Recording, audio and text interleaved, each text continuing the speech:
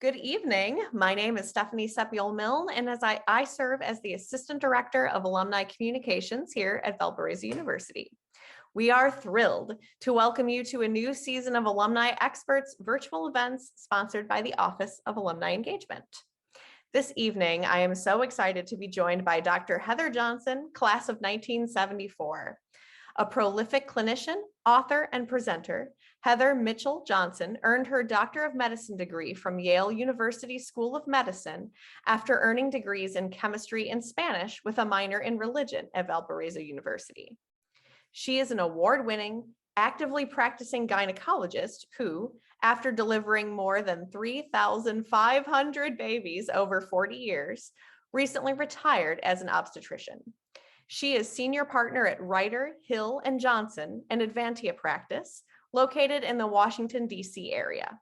She is board certified in obstetrics and gynecology and a fellow of the American College of Obstetrics and Gynecology. She served in the U.S. Army for 8 years, training at Walter Reed Army Medical Center prior to going into private practice. She is the author of 2 books, What They Don't Tell You About Having a Baby, an obstetrician's unofficial guide to preconception, pregnancy, and postpartum life, and What They Don't Tell You About Menopause, a gynecologist's unofficial guide to premenopausal, perimenopausal, and postmenopausal life. In both of her books, which are available on Amazon.com, she shares what she has learned throughout her career, fact-filled and up-to-date medical insights, humorous anecdotes, and Dr. J's pearls of bite-sized advice and information, which I highly recommend reading. They're great. Dr. Johnson, thank you so much for taking the time to join us. Participants, please feel free to use the Q&A function on the Zoom toolbar to ask questions of our guests. So instead of the chat, we'll use the Q&A. It looks like 2 dialogue boxes and has the words Q&A there. We'll get to those questions as well as your pre-submitted questions during the program. This program is also being recorded, so you'll be able to watch highlights and probably a full replay of our discussion on the Valpo Alumni YouTube channel. So Dr. Johnson, welcome again. I'm going to start us off with the first question this evening. And that's the same question I love to ask everyone I talk to who is a fellow grad of Valparaiso University. Could you share your Valpo story with us? And I'm going to add a little bit to that question. What led you to attend Valparaiso University and what drew you to the field of obstetrics and gynecology during your studies at Yale? So my story is probably a lot different than many of the alumni, unless they're as old as I am. I was there in 19 in the room. So life was different. I was from Massachusetts, so that's not, I don't think there are very many people at Valpo who were from that area. But my family was Missouri Synod Lutheran. And so there were just a handful of schools that would meet that bill. My sister went to Concordia in Bronxville, New York. And I actually narrowed it down to Smith and Valpo. Valpo came up with a lot of money, as did Smith, but they also cost a whole lot more. So that's what I chose. And I found it a very nurturing environment, very academically rigorous. At the time when I applied to medical school, it was very, very, very even more difficult to get into than now. And I applied to 13 schools and got into all 13. And later found out that any of the pre-meds who left Valpo who had the grade point average got in. So that helped a lot. I started off as a lot of women in the day did. Educated women went into social work or being a teacher. That's, life has changed. I didn't have the patience to be a teacher. I know I couldn't do that. Put me in a room with blood and surgical masks, but don't put me in a room with 25-year-olds. I couldn't do it. So I thought I'd do social work, and I liked the initial courses. Valpo at the time made you take all of these prerequisites, and so I took chemistry and biology in my first year and absolutely loved it. And that was it. I decided I was going to go into medicine. Wow. Awesome.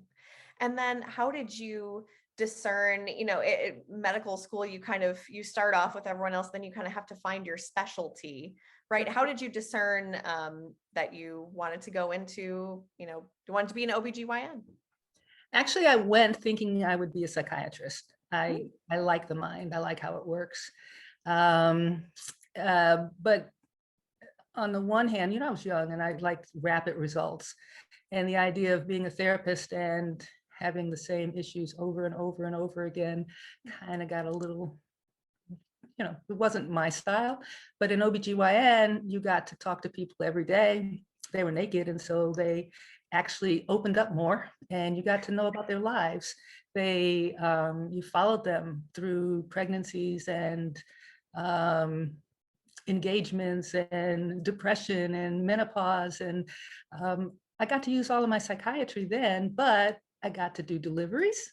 I got to do surgery. I got to do preventive medicine. So that fit me. Oh, that's wonderful. I'd like to talk more about your experience as a physician and your advice for current and future doctors. I know we have some on the call later, but I would like to go into our pre-submitted audience questions now and talk a little bit about some of the questions folks had, related to the field that you are in. So the first one that I'd like to ask is more of a general question. And that came from one of our registrants who asked, how has women's healthcare evolved during your time in practice? It's changed tremendously, and most for the better.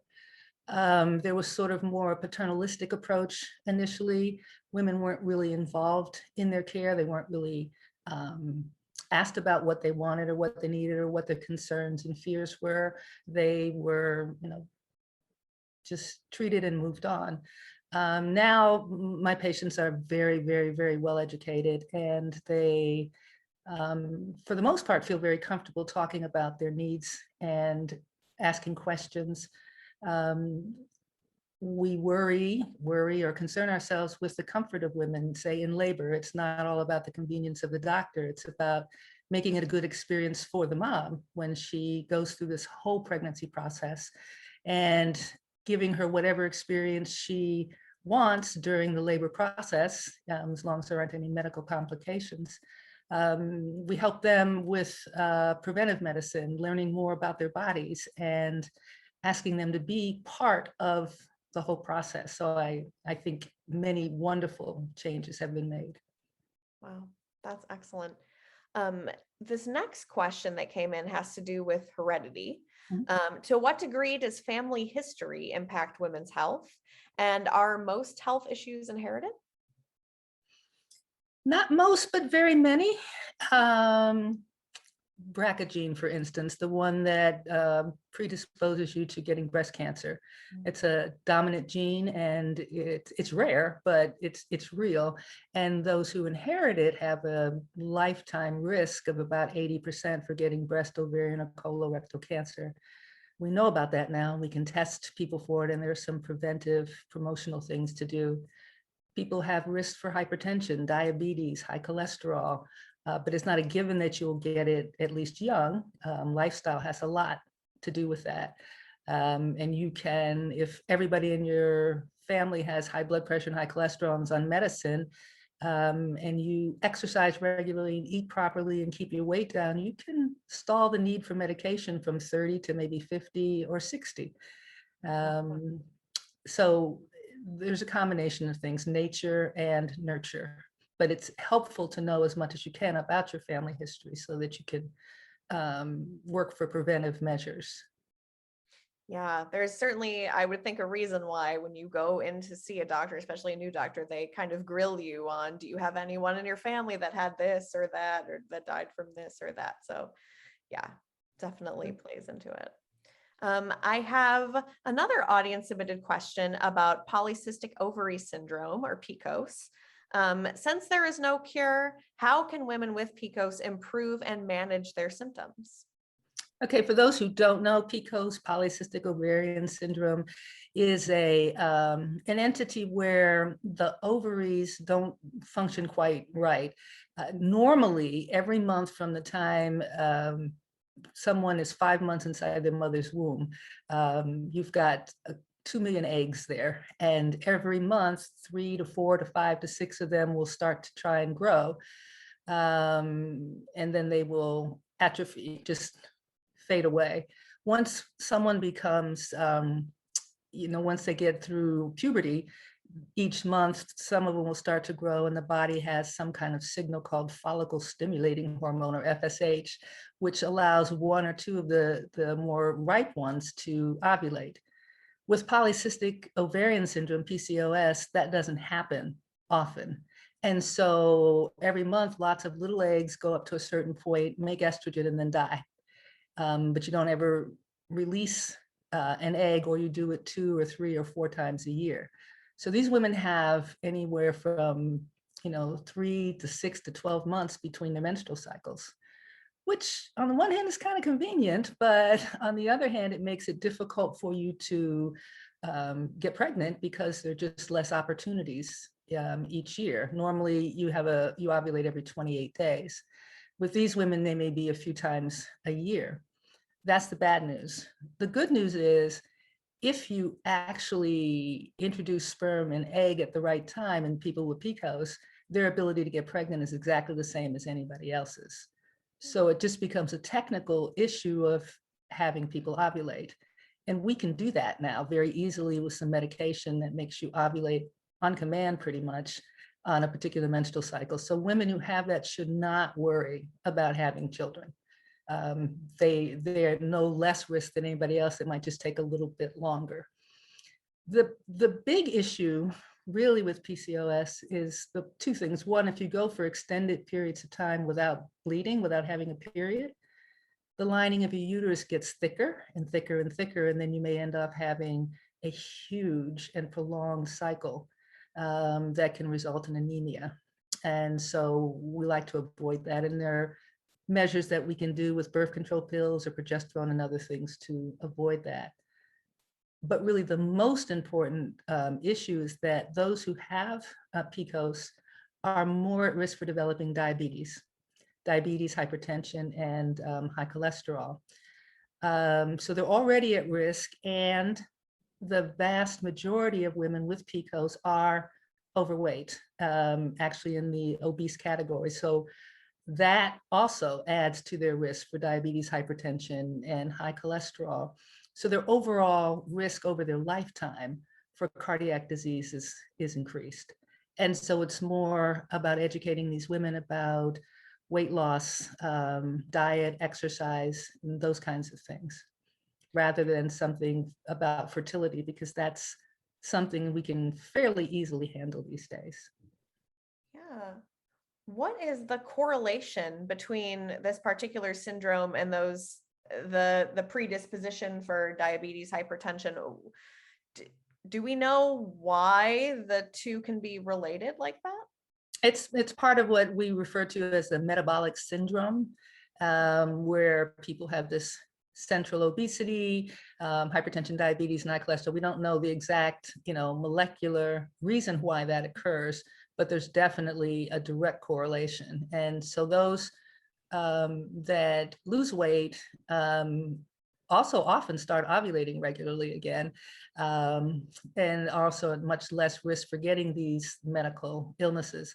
There are some very thin people who have, and it's much worse for them because they can't lose weight to manage things. Wow. Interesting. Mm-hmm. We just got an audience question that I think kind of works with the topic that we're on now. So our question asker, who sends her greetings to you, asks, what is your take on prolonged birth control use? What should be kept in mind when going on and off the pill? So that is a question asked by many of my patients and many of my grandmothers to be.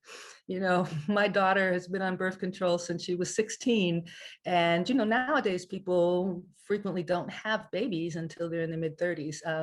I'm not sure what it's like out there, but I'm in Washington, D.C., which has more lawyers than you can shake a stick at, and a lot of other people with advanced degrees. And so in my practice, the average pregnant person is 38 years old. That's the average.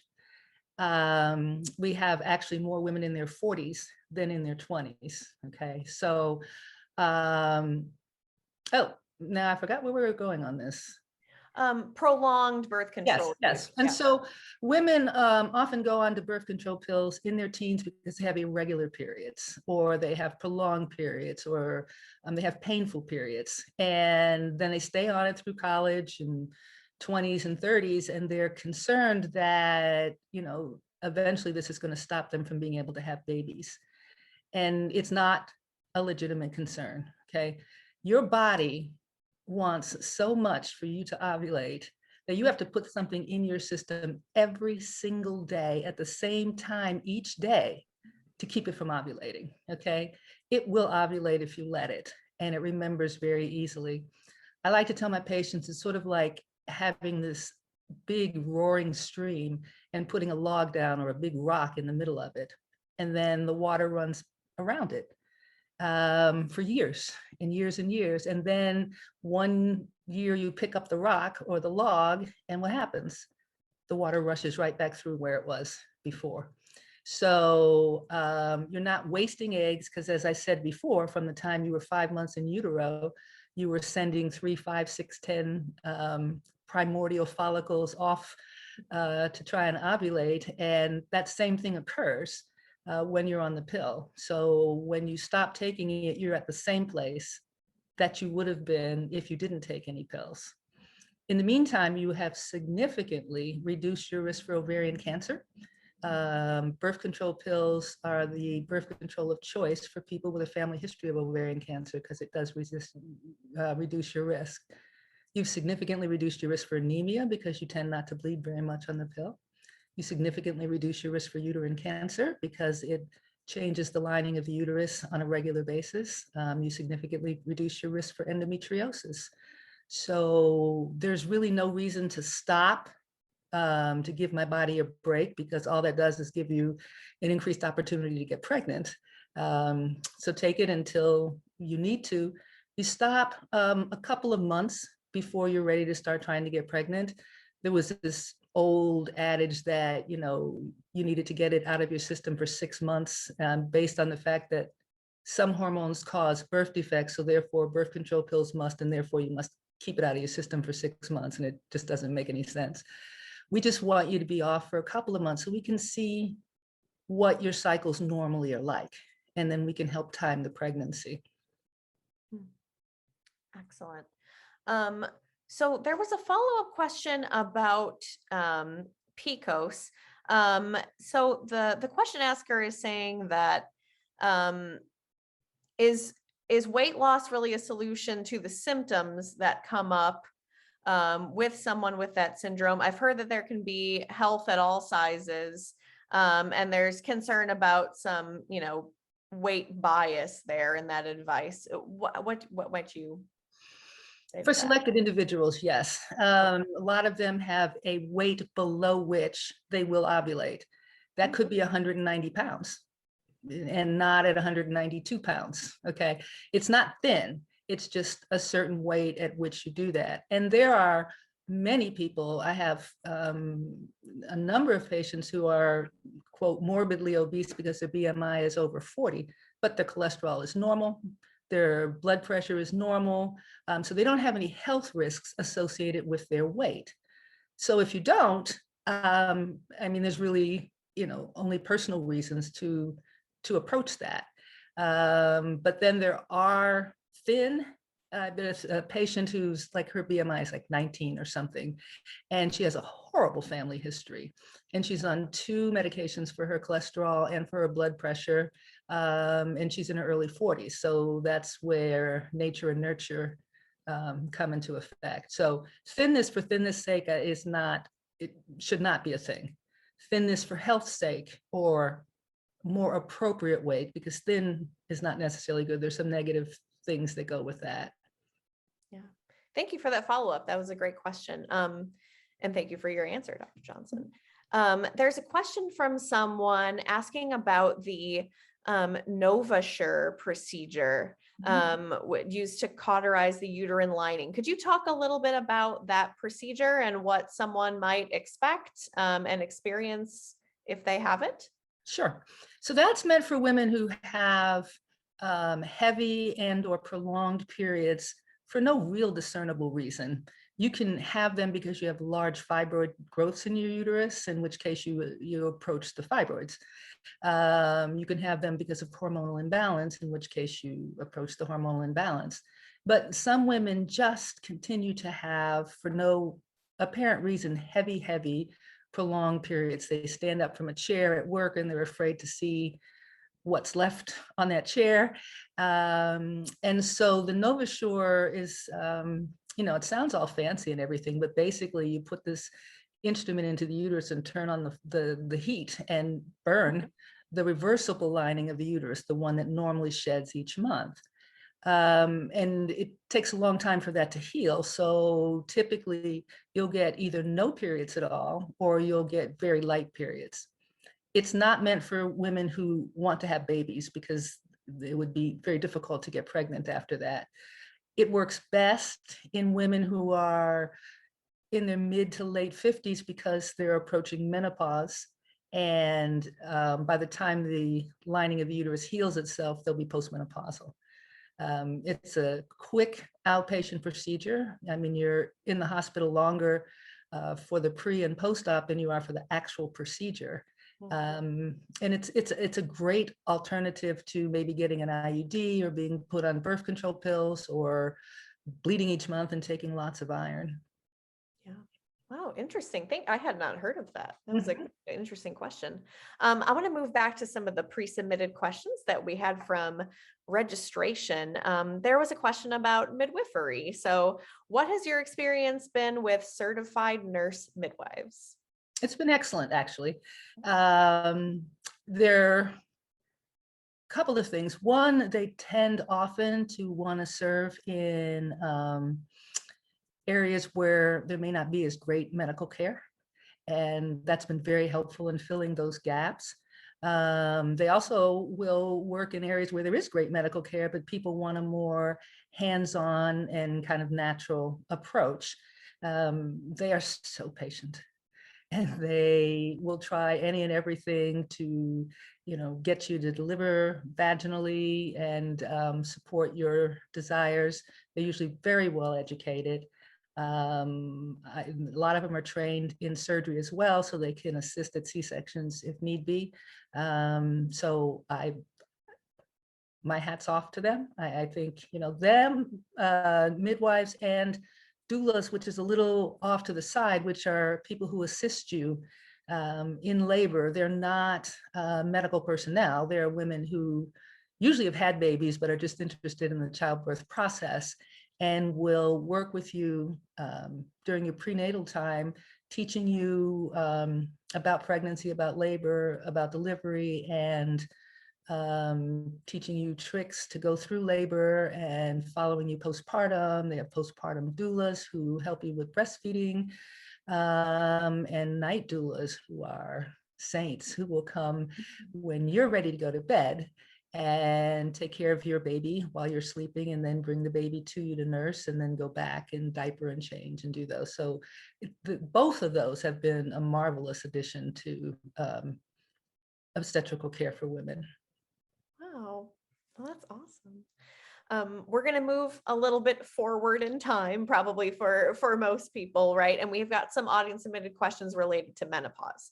The first audience member asks, when is someone generally considered to be postmenopausal, and how are hot flashes related to that entire menopause cycle? Okay. Technically, you're menopausal, postmenopausal when it's been a year since your last menstrual period. So it's a retrospective diagnosis. You just don't know until, and you may go 5, 6, 7, 8 months and then get periods again for 3 or 4 months. But when you've been a year without a period, then it's likely that you won't have any more. And that's a time when the vast majority of your eggs are depleted. There may be a few that didn't get asked to dance for a reason, and they may pop up in the next year or so, but generally that's what there is. During the time preceding that, usually 6 months to 2 years prior to that, there's up and down levels of estrogen. There's nothing really, predictable. And so that up and downness of the estrogen is what causes all the fun things that happen during that time, the hot flashes, specifically in the night sweats. There are all kinds of proposed mechanisms by which this can happen, and many of them are way beyond even me understanding them. But the bottom line is, during that transition, people will get these hot, flashes. That's a misnomer. It's not a flash. Your body is seized with heat. Someone sitting next to you can feel it coming. You break out in sweats. You literally want to rip off your clothes and stand naked in front of an open freezer door. Not everybody gets those, or to that extreme. And then the night sweats, which more people than not get, where you just wake up in the middle of the night and your sheets are wet. I don't know the evolutionary advantage to that.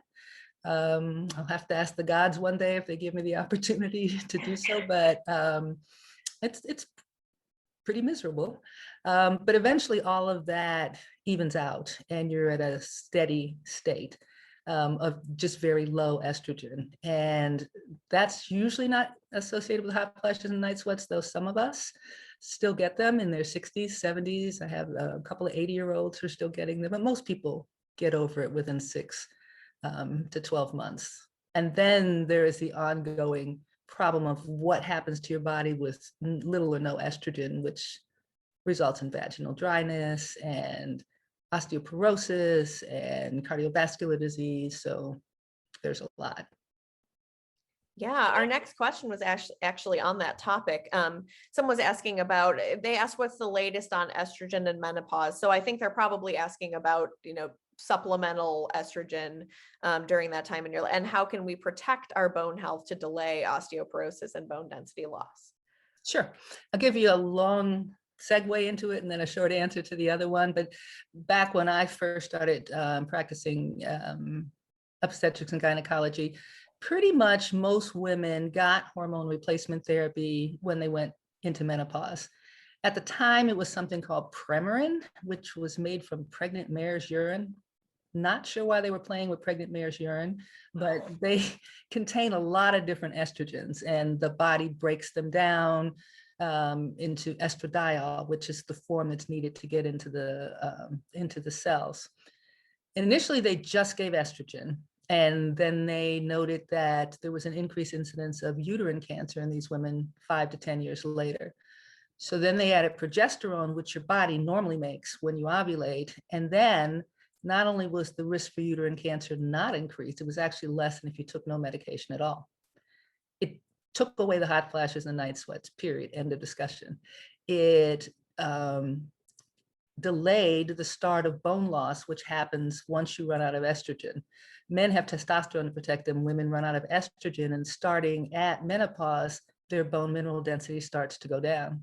It also delayed the onset of elevated cholesterol, which happens in women once they go through menopause.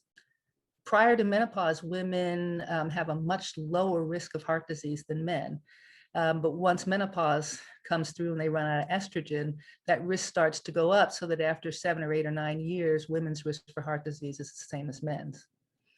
So it was the panacea. Oh, and it helps with vaginal dryness. So it was a panacea. Well, why not? You get rid of your hot flashes, you protect your body from heart disease, osteoporosis, and vaginal dryness, so you can continue to be sexually active.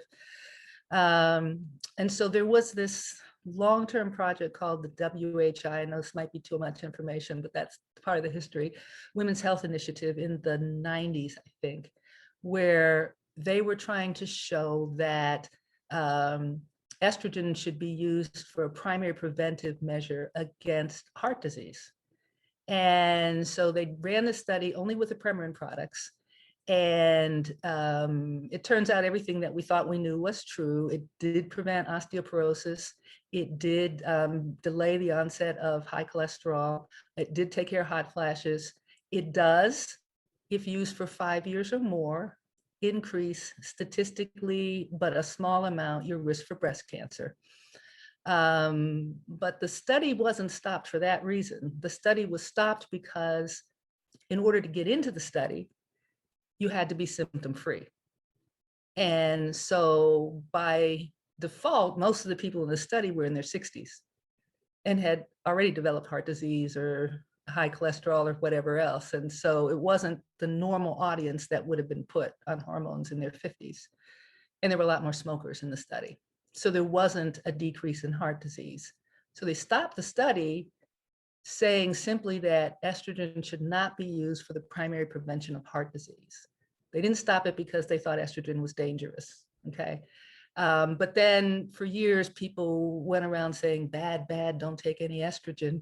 But what we've come to see now that we have all the statins for for high cholesterol and blood pressure medicines and things, and great medicines for osteoporosis, that in most cases, you really just need the estrogen for the temporary hot flashes and night sweats.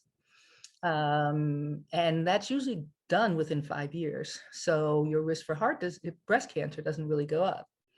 And we can use vaginal estrogen for vaginal dryness after the menopause, and that doesn't get into your bloodstream. For the osteoporosis, your peak bone mass is when you're in your 30s. And the test that measures your bone density compares everybody to a 30-year-old woman, which doesn't sound fair, but 30-year-old women are healthy. And so there's a negative value that goes the further away you get from a 30-year-old woman. At menopause, most people are either even or mildly minus, but then the slope of the line starts to go way down, and genetic predisposition, lifestyle, and things play into that. Smokers, for instance, lose bone faster. Blonde hair, blue-eyed Northern Europeans lose it faster. Family history, obviously, you lose it faster. And so by 65, there are many people who've gone from mild bone loss, which is called osteopenia, to osteoporosis, which is where you're at increased risk for fracture. If you take hormone replacement therapy, that likely won't happen.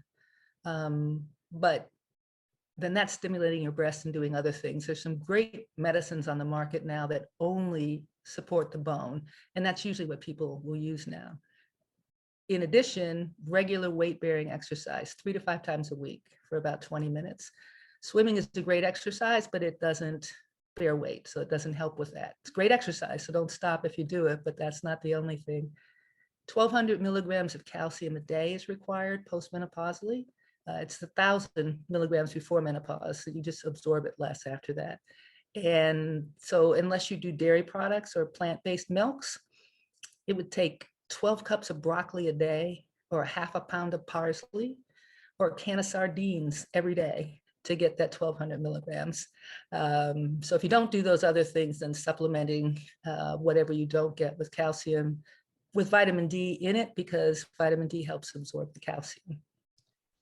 Oh, interesting. That's great to know. There was a follow-up question, I think, about estrogen and the relationship to vaginal dryness. Is there anything else that can cause that symptom other than the loss of estrogen? So there are some people who on the birth control pill get decreased vaginal lubrication. There's some people on the birth control who get depression and anxiety. There are some people who on the birth control get decreased libido. Those are all like 10% or less, but they're real. And so for those, you can use over-the-counter lubricants. There are lots and lots of them, and everybody doesn't like something or does like something. So you just explore with them. And there are some over-the-counter vaginal moisturizers. Replens is the most common one you'll find at CVS that help with that. Excellent. Thank you. Great question. So I want to just kind of follow up on some of what you've talked about already today, and just kind of ask you, other folks ask you questions all the time. What are some of the most frequent questions you receive regarding preconception for folks who are interested in having children, pregnancy, and then postpartum life? Okay. The biggest question, I think, for preconception, one we've already touched on, is the birth control pills and when you can start trying to conceive. The other question, and some of that's based on where I live and work, is how long is too long to wait? and when should I freeze my eggs if I should. There are lots of laws now that don't allow discrimination against women, but nature can and does discriminate. And the rate at which your fertility declines starts to go up fairly quickly after the age of 35. I say in my book and say to my patients, teenagers can stand downwind of sperm and get pregnant. 40-year-old, not so much. And so, up to 35, you can pretty much be sure that you're going to get pregnant, or pretty sure, within a year's time. 35 to 36, 37, 38, I'd probably give it 6 months, or do timing, know when you ovulate and know when you have intercourse, so that you can, if you have 3 cycles or so and don't get pregnant, you might want to seek help. By the time you get to 40, you ask for help immediately, because it may or may not take time. There's, assisted reproductive technology, which is rampant, and we always have a fair number of people in our practice who've used that. The closer you get to 40, the more likelihood there is for that. 38 to 40, there are more and more people. Over 40, probably almost all of them have assisted reproductive technology, and more of them are having donor eggs. People ask about fertility testing. They want to come in and test their fertility. For men, that's simple. Men are simple. Their process is simple. All you need to do is check their sperm and see how many they have, and if they're normal and they're forwardly motile. For women, there are a lot of other issues, but there's a blood test called the AMH, or the anti-Mullerian hormone, that was originally used for IVF. And it turns out if it's above a certain level, most labs it's about 1.1, that's consistent with someone who has a normal ovarian reserve. That doesn't mean you can get pregnant. It just means you have a normal ovarian reserve. If it's low, it doesn't mean you can't get pregnant, but if you're trying to decide whether you want to wait 2 or 3 years to go to graduate school, you might not want to. And you might go and see a specialist sooner rather than later. It's also just a snapshot in time. So if your AMH is normal today, it may not be normal in 6 months or 12 months. So that makes a difference. In terms of fertility preservation or freezing your eggs, the ideal age is 32. Up until 32, the whole thing is based on getting 20 or 30 eggs out in one cycle. And up until 32, you can pretty much guarantee that, and you only have to do one cycle for $10,000. But then you can save those eggs. The closer you get to 40, the more likelihood there is that you'd have to do 2, 3, or 4 cycles. And by 40, you may only get 5 or 6 eggs out of that whole thing. So that's an option for people if they would like that. You're only preserving the egg, not the embryo. And so if you end up not needing it, it's just like a menstrual cycle that's gone somewhere. Very interesting. Thank you. And what about, so we've talked a little bit about, especially, preconception, pregnancy and labor. What about postpartum life? What do people frequently ask you about? I know everything from physical symptoms to maybe some of the psychological symptoms, postpartum depression, things like that. To be clear, postpartum life is awful. We have all of these glowing pictures, and the love that you feel for that baby is overwhelming and all-consuming, and it's definitely worth it. But your body is not happy. The hormones are up and down and all around your stomach, and everything doesn't fit. Lots of times you pee on yourself for a few weeks. Your baby's crying every 2 hours. You're not getting sleep. So the most important thing is to be realistic about your expectations and basically have none. If by noon you have, brushed your teeth and taken care of minimal, personal toilet, that's a win. Okay. Keep your baby safe, hug your baby, feed your baby, sleep. Those are the things. Try and get as much support as you can. If your mother-in-law, a little pushy, but she cooks a lot of good food and, has some comments to make, fine, just take it. eat the food, go up in your room. It's really hard on your body. And it's a very high risk time for depression. Getting sleep, getting out of the house, not smelling like milk for 20 or 30 minutes is also very important. My favorite words are good enough. All right, so if the health department hasn't come to your house, been called, then it's good enough. All right, if the baby's crib isn't the way you want it to be, baby will sleep fine. Just low expectations for anything. You won't hear music playing and violins going and everything else, but you will love that baby, and it's so worth it. It's so worth it. Yeah, well, that's wonderful. Thank you. One more question before we get into some of the more nitty gritty about your life and work as a doctor. I know we wanted to talk a little bit about that. What are some of the most important health issues women need to be aware of as they approach midlife and menopause? And then there was a follow-up question asking about perimenopause, if there's a way or a test or any way that you can kind of gauge aside from your menstrual cycle if you have, or have transitioned into that part of your life. That's a yes and no about the test. It's particularly difficult for people who have an IUD, for instance, or have had their uterus removed, because they can't tell by the change of the menstrual cycles whether they're going through the changes. If you're having hot flashes and night sweats, that can go on for a good little while. The blood test for menopause are FSH and estradiol. FSH is the follicle stimulating hormone. It goes super high after menopause because it keeps trying to find an egg to release. And the estrogen levels are low because there are less eggs. So purely postmenopausal women have very high FSH and very low estrogen, and fully premenopausal women have the opposite.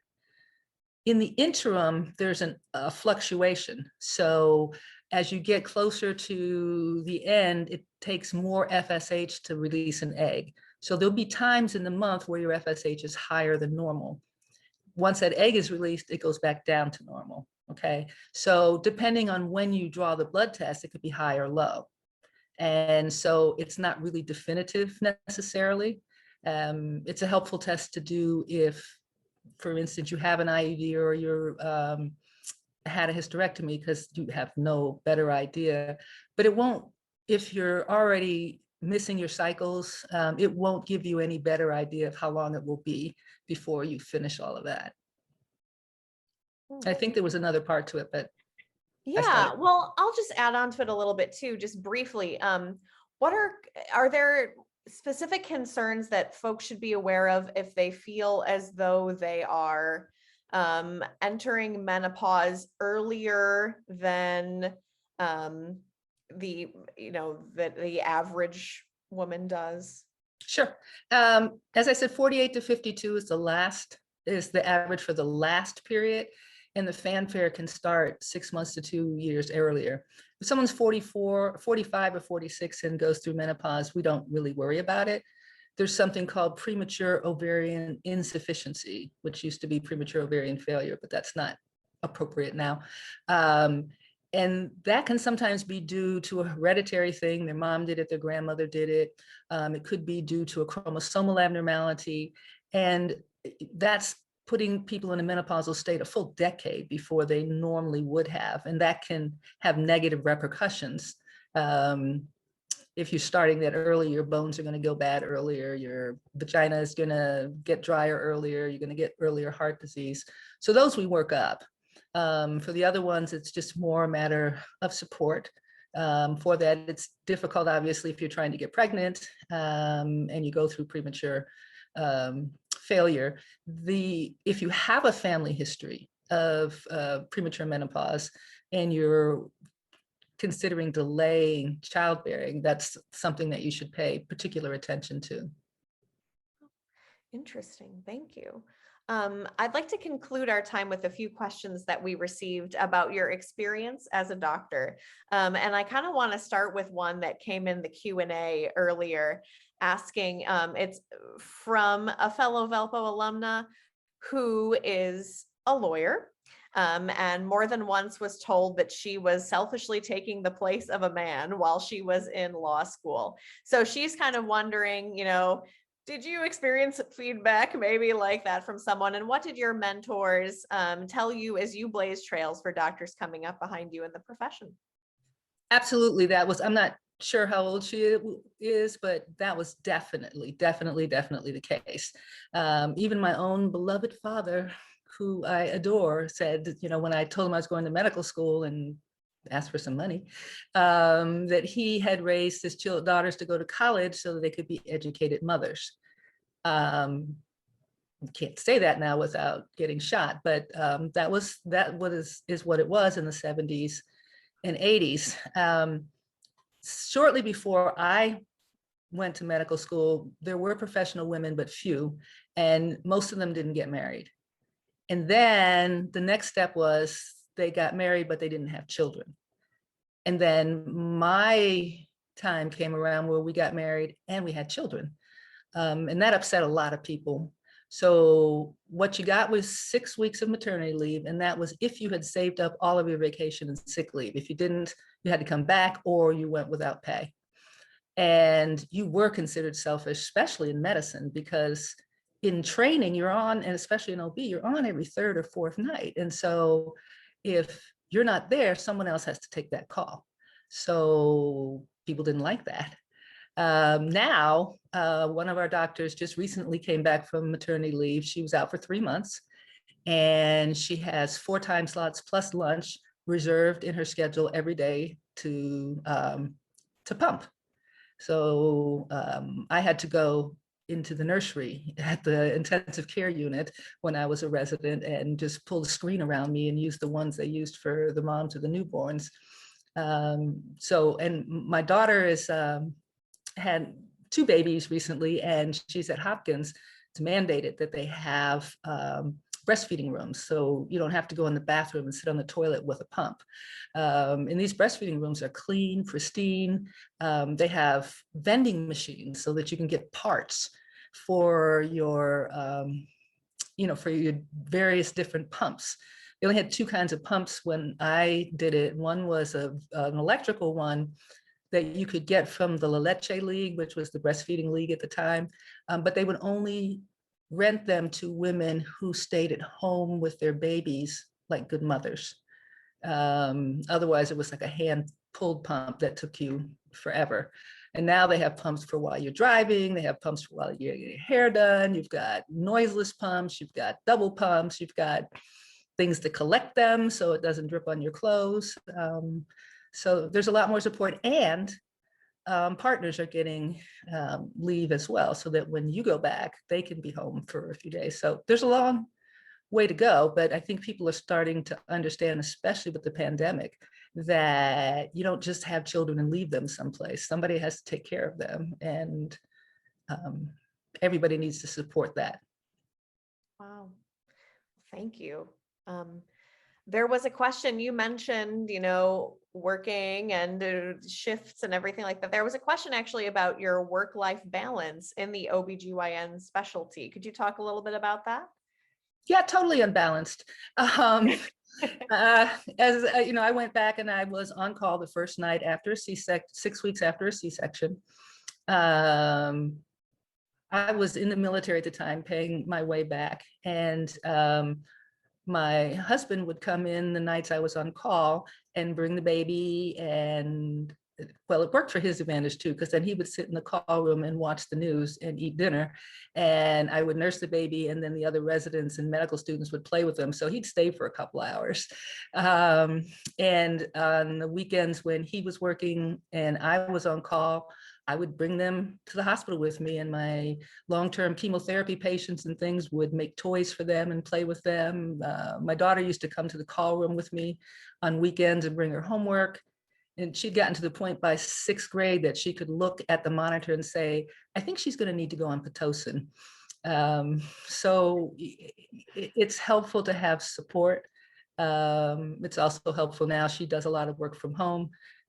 She chose not to go into OB. She said, not that I didn't appreciate everything, but I just don't have the strength to do that. So it's hard, but it's wonderful. I mean, I've delivered over 3,500 babies, and I cannot imagine doing anything else. I used to pray in medical school that I could like dermatology or radiology so I could sleep at night, but I like what I do. And if you like it, if you're doing it for that reason, then it's definitely worth it. Yeah. Do you ever receive correspondence or follow-up from any of the parents of the children that you've delivered over the years, or hear from any of the children that you've delivered over the years? Absolutely. I mean, I have delivered people that I have delivered, and a lot of my patients are still here. I, randomly will get a postcard from someone showing me pictures of their 25 and 27-year-old children. Even though Washington's a big city, I live in Bethesda, which is, further out from there. And, my kids and my son-in-law say, we can't go out to dinner with you without somebody coming up and saying, you delivered this 6 foot tall hunk, or do you remember me? So it's, it's very rewarding. Oh, that's wonderful. Well, another question from an aspiring physician. What advice do you have for students considering going into medicine today? See what it is. In our practice, we have medical assistants who are thinking about going into medicine in some form, PAs, medical assistant, medical doctors, anything. And they work for 2 years in our office as medical assistants, and they learn a lot. When I went into medical school, everybody kind of went directly from college, and now most people want you to have some experience. And so they get a lot of experience, and they learn about procedures, they learn about reading charts, they learn about things.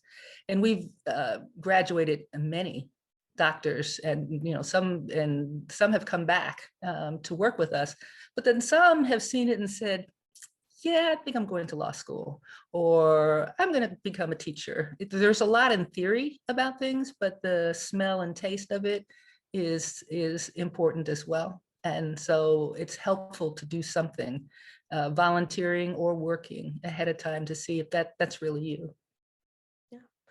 What about the academic path? I know you mentioned that you kind of fell in love with chemistry and those classes right off the bat, and thought later about using those as a specialty. What would you consider an ideal academic path for someone who's looking to pursue medicine? That's changed a little bit, and there were at my time what we call the gunners, who were like super great in all of these sciences, and but didn't necessarily have people skills.